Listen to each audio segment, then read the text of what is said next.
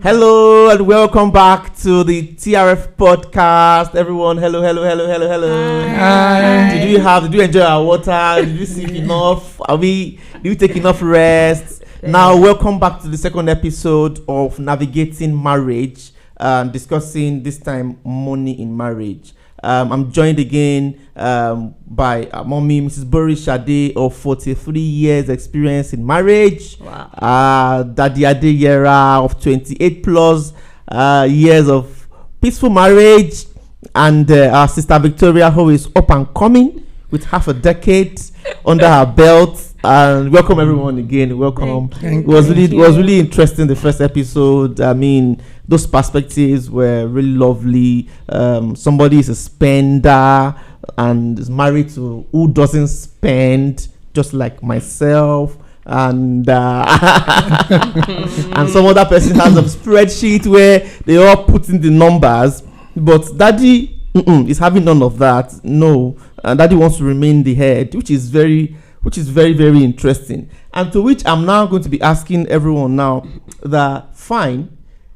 So daddy, and so and mommy too, and everybody actually having enough or earning enough to cater for the family, right? Does it? If it doesn't happen that way, if it happens in the reverse way, let's just go straight now. The wife earns more than you. Would you feel robbed of your daddy rights, daddy powers, daddy feeling in the house? Thank you very much. If there is love, you won't feel it. I'll cite an example. When my husband was in active service, he was very generous.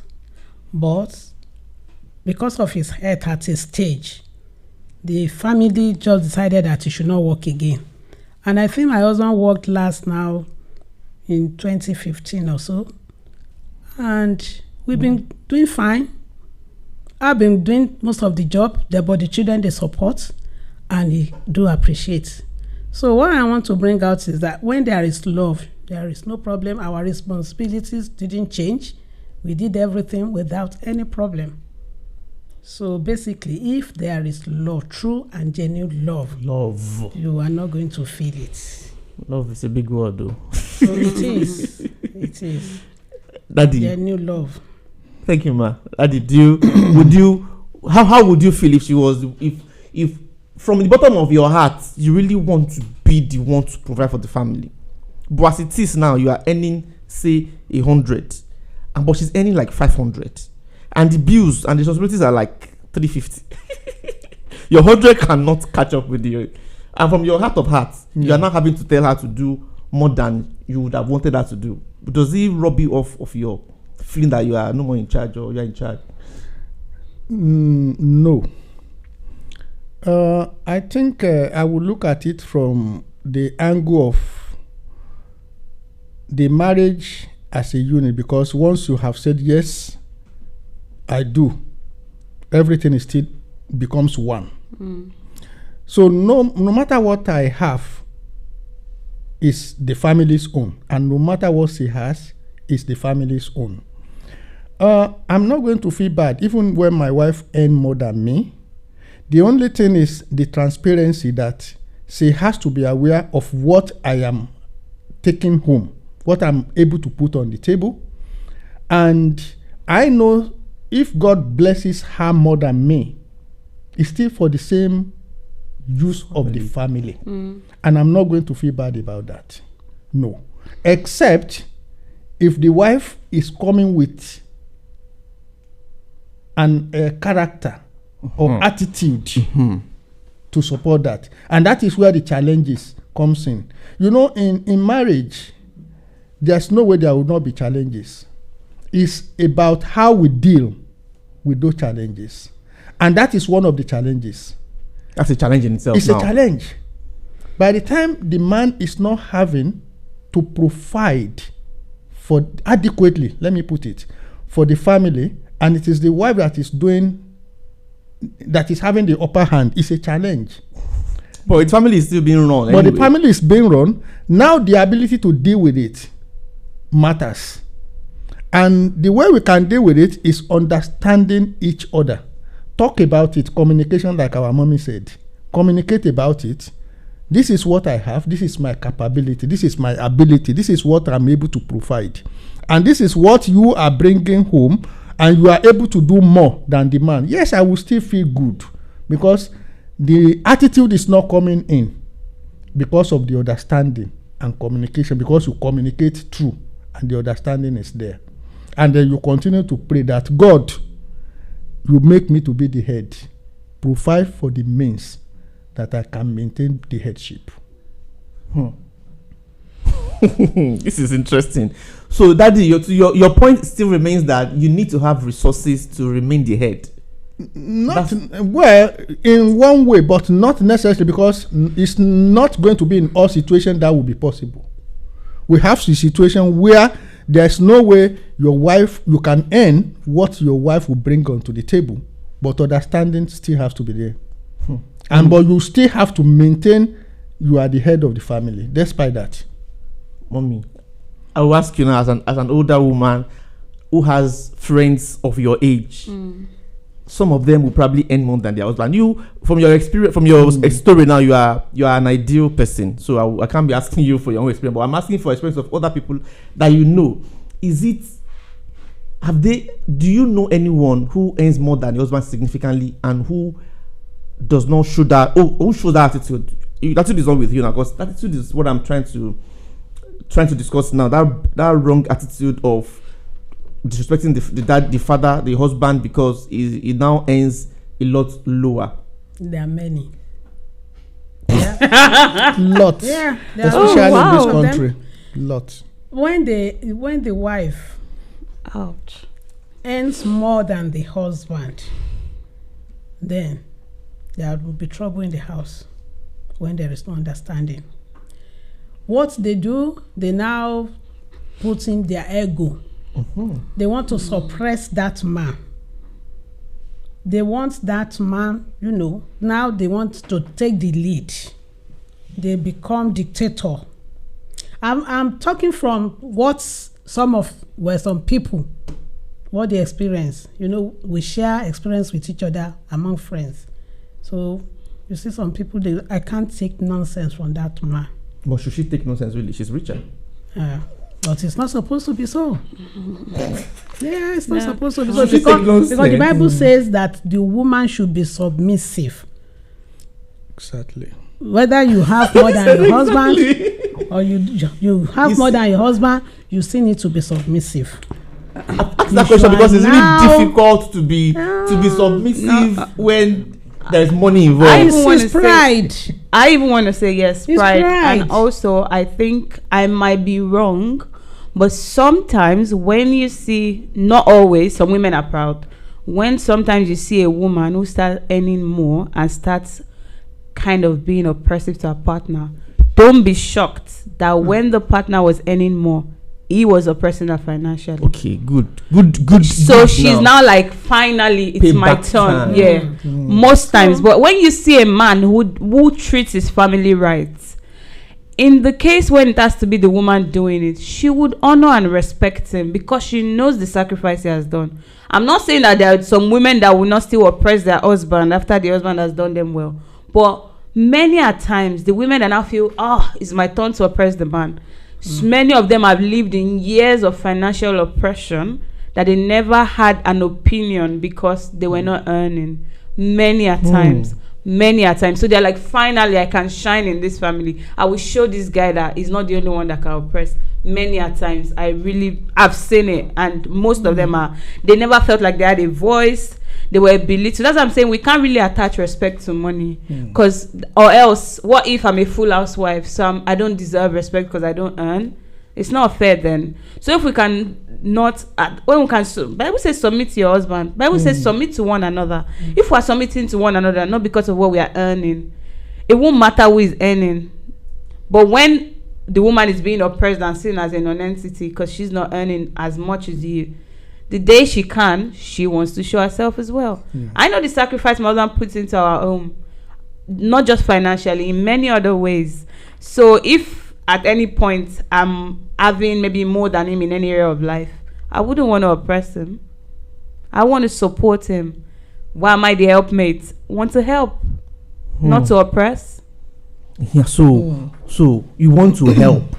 The helper should now not turn the major provider. Again, help, it might be for a season. It might be for 10, 20 years. Is that a season? Yes, in the grand scheme of life. Will that not be tiring at some point to say, I'm actually fed up? Because look at it now, Victoria. Okay. You have a very good job. You are paid very big money. You have female colleagues like yourself. You see what they do with their own money. One is jetting to Paris, doing that one, spending a lot of money. But you are just saying, my husband, for instance, we're just hypothetical now. Yeah. My husband doesn't earn as much. You're trying to cover. You're pumping your money into that family. You're feeling left behind at work. You're not even carrying that expensive bag that you should be carrying at this stage of your life. You get, at some point, if you've done that for a while, you might be asking yourself and say, is this how I'm actually going to be continuing for the rest of my life? Naturally, the human mind wants good stuff. Honestly, that makes sense, because, and again, maybe every week they're talking about the weekend they had, the fun stuff, but you don't have it. I understand, but that can happen either way as well. But again, don't always, it might sound impractical, but don't always look at what people are doing on the outside. You don't really know what's going on in their home. Hey, it's fine. At least we don't want to know that one. But I care about how I'm feeling in my home. But you should also care about how you are seen outside. That's not my priority. You don't want to be seen like, is she going through a lot? Is she struggling? But then what if I'm actually struggling? If I'm struggling, it's okay that you see that I'm struggling. Should you be struggling when you're earning so much? You have so much money. But remember, it's not just me, it's a family unit. So are you in problem with that marriage? Your colleagues are looking out for you and like, Victoria, should we call a lawyer for you and then start to discuss if you want to come out of it? No. Instead, if you are really concerned, do go fund me and give me money. They don't want to go fund me because they know you earn enough. No, don't take me out of my marriage. Give me if money. If that's what's taking all your money away, maybe you need to reposition again it. No, let's think of it. Again, it's different if you have a capable man, no health problems, no mental problems, just being lazy, doesn't want to work, doesn't want to make money for the family. That is a big problem, and that happens. Yes, but I'm talking of situation where circumstantial, they can't help it. But if somebody is basically just ripping the family apart or buying designer when you don't have it, that's different. That needs to be addressed. They need to see therapists, they need to see counselors, or someone needs to flog sense into them, like a mentor, someone that they trust. They need to be spoken to, it needs to be addressed. But we're talking of circumstances where genuinely this person cannot do it. They don't mean harm, but they've done their bit and they can't do it. That's different. If someone is deliberately not making money for the finances, they need to be checked. Yes, they need to be checked. Do you understand? So there are different circumstances. Yeah, but if someone cannot physically do it, well, we cannot leave the aspect of prayer as well. I mean, then pray. Yeah. You need to pray. About nothing is too small to be prayed about. There's a scenario that I will want to quickly add regarding my own family. That's the aspect of wife making more money than the husband. Let's look at it from this way. When my wife started working in this country, she was doing 4-5 shifts. I was doing 4-5 shifts. Equal money. We make money, she makes money. But at a point, we look at it as, okay, when the children come back from school, or sometimes somebody to take them in from the school, you have to go and be asking this, can you help me take this? Or they come back from school, they won't meet somebody at home. We came down and said, no, we can't run it like this. You do only 2. Let me do my 4-5. We will still run the family. But the children will be able to come back from school and meet someone at home. Now, I have deprived, or let me say we have deprived her from making what she ought to have been making, but for the benefit of the family. In that situation, I will not look at her that, no, you can't make money, I am making money. Because what she's putting into the family is even more in terms of, emotional. We cannot quantify it. And opportunity cost. You understand? And that has really helped the family to develop. And that's a very good angle. I really love this daddy's example, because sometimes we focus on money and pouring money on kids and raising children just raising nuisance into the society. Yeah. So it really matters. Sometimes you need to look at the money, look at the life, and actually choose the life. One, right? Yeah, exactly. Choose the life. Many children now would tell you in my generation, I wish my parents had less money and had more time. And they were available for us. But they enjoyed the money at that time, Maybe no. Maybe they did. Maybe they went on vacations. But they just wanted they had the best toys. Yeah. We didn't have I bet mommy and daddy had better relationship with their parents than they would have if they didn't leave that job. They could have gotten a nanny full time. They could have figured it out and just make more money. Even take the 6th shift to afford the nanny. Yeah. But that nanny is not going to. It's not going to do your parental job. Do the parental job. Because if you are parenting takes, and that's part of family. You can't separate it. If you are going to have kids in the marriage, you're going to parent.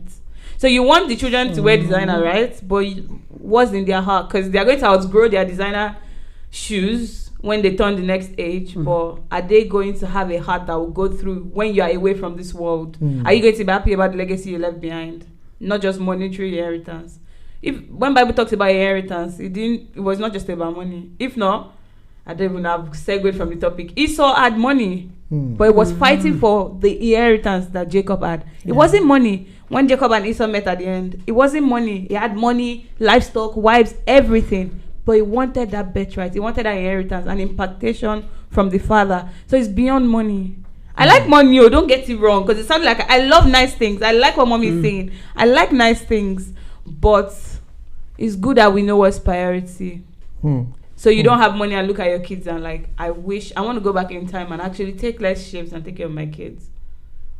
Yeah, that's more responsible. Yeah, because why would you sacrifice your money to send your child to in code med school? That's 50K. You just talked about that 50K could have bought them another house. 50K could have taken them on a few amazing cruise and holiday, but investment, because you can choose what to invest in. To make wise choices. I mean, not cruises.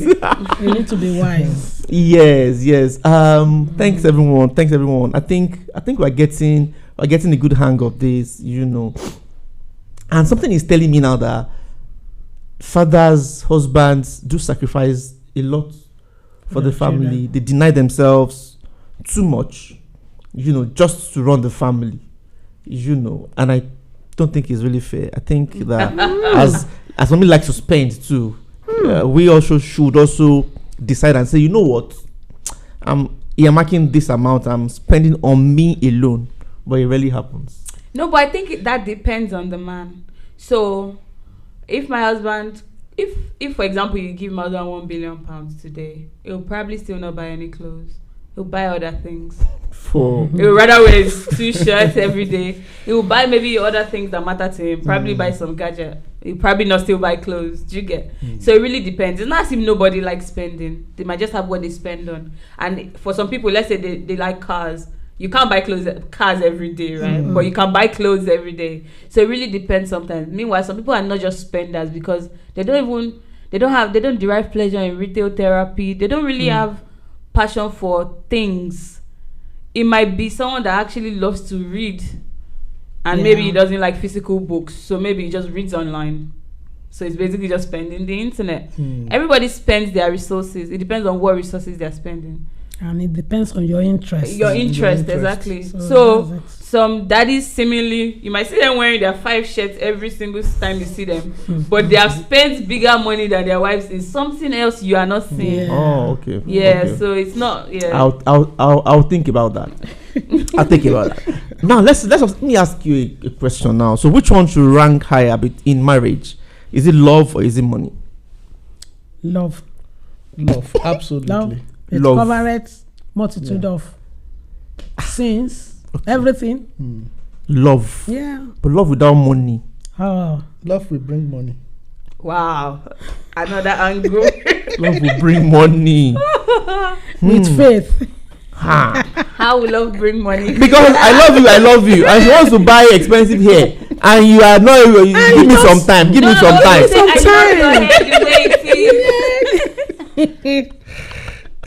You just agree together.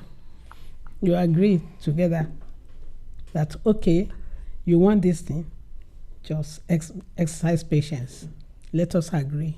then you pray and believe that God will do it. And Well, to add on top of that, when you have prayed and when God shows you opportunities, God gives you the wisdom for what to do. Put in the work. So The thing is, money can be either way. It can bring negativity, it can bring a positivity to marriage. okay. But love will not bring negativity anytime. Genuine love. Yeah. And when Genuine you love Yeah. If you completely. love, everything comes with it. Even if the husband is still struggling, even if the wife is earning, Once the love is even if there, the husband is lazy, would love cover that one too? love will cover it. love should make him get up and do what is needed Love for will the cover family. it. With But not talking encouragement. harshly. You'll be able to talk You just it. be encouraging that person. Yeah. You How be you encourage the No. person whose duty No, it is I to think- care for the family. I think that genuine love will get someone to get up from their laziness and do what And is do needed. something. If you When really you love see your that family, your wife Really is love. you need working to do and the working. needful. Oh, Love will not keep you lazy. Love is not complacency. Mom, you're saying, tell me maybe never miss a good hair. I didn't hear her. The thing is, Oh, nowadays, it's like marriages nowadays, the way we see it, we have different angles to it. We have the God-ordained marriage, Yeah. and we have the social marriage. Yeah. We have love political marriage. Yeah. We have all these contractual They are marriage. negotiated. Yeah. Yeah. And when we're talking It's of true. that, there's no way it's not going to be an ordained marriage. So here now we are talking about the ordained marriage. Love will take that priority anytime. Economic It's advantage true. marriages. Of course, it will be money. There will be, I there will like be that love. angle, yeah. So Yeah, because if you're marrying for money, then you have to Yeah. focus on the money. Exactly. That's the Let's reason. If focus. it's not flowing, it's not. Yeah. you have Yeah, to. like bye. Bye. Bye. I'm bye. got so time. if there's no money, There's end nothing. of story. End of story. Okay, so in this our God ordained marriage, aside love, do you think communication can also be can also help to make things easy? Because money is important in the marriage, whether we like it or not. Yeah. Victoria likes good things. Mommy likes to spend money. It's only me and Communication that is very, don't like very spend. You important. do, you guys don't want to own up. Oh. Communication is very, very important, because when you communicate, you reason among yourself, then you come together, say let us do it this way. But when you don't communicate, you are thinking inward. You just within you swallow everything within you. Your partner doesn't know what you are thinking about, and that person will be thinking negative. You are not communicating with each other. How are you going to agree? Maybe that husband has some things, thinking about, okay, if we think about doing one business, you are not sharing it with your wife. You don't know whether that wife has a better idea about that business. How are you going to, communication is very, very important. You need to talk together. Let's put this thing down and let's reason about it. How do we go about this? How do we go about this? But when the two of you, this one you think this way, that one goes another way, things will not work fine. Interesting perspective. Why not? Thank you, mommy. So going back to that lazy husband, maybe he's actually not lazy. Maybe just he's busy calculating some ideas, some strategies, but he hasn't said them out to you. So you think that he's laid back. He's not trying to do anything. But he's calculating something at a high level. Personally, for me, I mean, my husband knows me that if we're in a circumstance, I like to speak up. And sometimes I process my thoughts via speaking to him. So if, for example, obviously he likes to reason his things as well, think you through before telling you, and that's fair. Think about it, but then don't now keep quiet. You can't be keeping quiet for 1 year. What are you thinking about? God is not there. Even if you are praying, God will have answered you and given you ideas. So even if you've not had it fleshed out, I have this store, I think this can make us money, or whatever you're thinking about, speak about it. Communicate. And in the moment, it's okay to take a less paying job to manage while you're making that thing come to fruition. Just so that you're able to provide something. Yeah, it's okay. This provision. Okay, is really who we're talking about? Let's even say if you're not even in school, when Victor was doing his medical school, as Daddy said earlier, it just took and that's his son. I mean, his son is a medical doctor. He took on a cleaning job just to take care of himself. He knew that it was not going to be a cleaner permanently, but it was to get him through that phase. So sometimes you're in a phase of birthing something big, but you need help. Help yourself. Or the plate watching you were saying about your son as well. He knew that, okay, I'm going to a place, but I need assistance. Let's buffer the moment. It's okay. You might be wondering what Victoria has been saying. During the break, we had a lot of other behind the scenes conversations. So you kind of miss that if you on those ones, but not to worry. Yeah, interesting. So communication is still still cover the gap regardless. So just open up. And if it is that and when the woman is getting tired of spending too much on the husband, on the family too, she should be able to then own up and say, can we have a conversation around this one, rather than showing those attitude that can now make the man feel less of himself. Because let's take it for a fact, men, we have ego, I believe. Well, maybe the older men, maybe us, maybe we are reducing the ego now, but maybe the older generation had a lot of ego, so much that, because it's a big deal if I can't, for instance, provide for my family. If I have to turn to my wife every single time, I think it will be a big deal, you know. So Daddy's perspective is really on point, and communication every single time. If you're a woman, you're earning much more, or you're earning everything, and you're the one spending, rather than getting tired, rather than getting upset and start to sulk, you just want to open up and say, can we change strategy? If you can encourage him to do one or two things that can also make more money for the family, so that there is peace, there's harmony, there's proper mental health in the family, and all of that. We have a lot of things to unpack from these conversations. I have to start winding down now. Let's just thank you very much, our mommy. You can see experience of over 75, close to 80 years of marriage in this communication so far. I'm hoping you've jotted a lot of things down. We'll be rounding off on this one now, and then when we come back, we want to look at, still on marriage, we'll be talking about the in-laws. Yeah, we are from African descent, even though we live in the abroad currently. There are relationships within families that we want to look at as well, aside money in the marriage, which can actually affect marriage itself. So I would say thank you very much, Mommy Mrs. Olajuboke Boreshade, for your perspectives on this topic so far. Thank you very much for coming. Thank you, Mr. Shitu Adeyera, for your valuable insights as a father of many years. Yeah, thank you very much, and thank you, Victoria, for your contemporary views on this matter as well too. Thank you very much, everyone. This is Benga Ogunle, your host, saying see you in the next episode. Bye. Thank you so much for listening to today's episode. We appreciate you joining us today. We hope you have learned something and have been blessed. Don't forget to visit us if you are in the Birmingham area in the UK at 5 Matching Road, Eddington, B236DR. And follow us on Facebook, Instagram, Threads, and on YouTube. Search Foursquare Gospel Church Birmingham on your search engine and you will find us. If you are not around us, please find a Bible-believing church and connect with God. Remember, we would love to hear from you. Send us a DM on our Instagram page at trf.podcast. Have a wonderful rest of the week. God bless you.